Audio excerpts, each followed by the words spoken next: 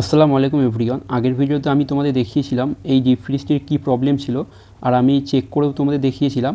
আর এই কনডেনসারটা লিকেজ ছিল, তাই আমরা নতুন একটি কনডেনসার নিয়ে এসেছি, আর আমরা এই ডায়ারটাও চেঞ্জ করে দেবো। আর দেখতে পাচ্ছ আমি কিন্তু একটা ভালো মানের ডায়ার লাগাচ্ছি বা ফিল্টার। আর তোমরা দেখতে পাচ্ছ আমি পুরো ইউনিটটিকে বাইরে বার করে নিয়েছি এবং ধাপে ধাপে আমি প্রবলেমগুলি সলভ করছি। আর ইউনিটির জায়গাটা আমি খুব সুন্দরভাবে সার্ভিসিং করে নিয়েছি।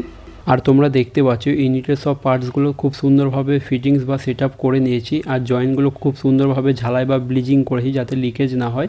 এই কাজটি কমপ্লিট করার পরে আমরা পুরো ইউনিটটাকে খুব সুন্দরভাবে 15 মিনিট ভ্যাকুম করে নিচ্ছি যাতে ঠান্ডাটা খুব সুন্দর হয়।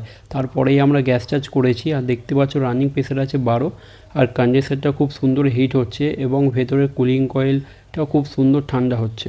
আর ফ্রিজটা আমি চেক করার জন্য একদিন চালিয়ে রেখেছিলাম। আর তোমরা দেখতে পাচ্ছ কত সুন্দর রেজাল্ট আর কত সুন্দর ঠান্ডা হচ্ছে। এবং দেখতে পাচ্ছ আমি যে বোতল বা গ্লাসগুলোতে জল রেখেছিলাম সেইগুলো খুব সুন্দর বরফ হয়ে গেছে।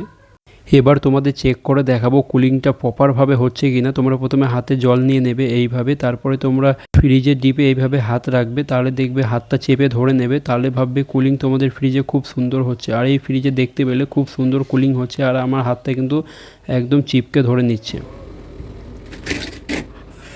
আলহামদুলিল্লাহ কাজটি সফল হয়েছে। এখন ফ্রিজটি ঠিকভাবে কুলিং দিচ্ছে এবং পুরোপুরি ঠিক আছে, তাই আমি ফ্রিজটিকে কাস্টমার দোকানে ডেলিভারি দিয়ে দিলাম। আর দেখতে পাচ্ছ কাস্টমারের দোকানে এসে গেছে আর কাস্টমার দুধ ভরে রেখেছে। আর আবার তোমাদের সাথে দেখা হবে নেক্সট ভিডিওয়।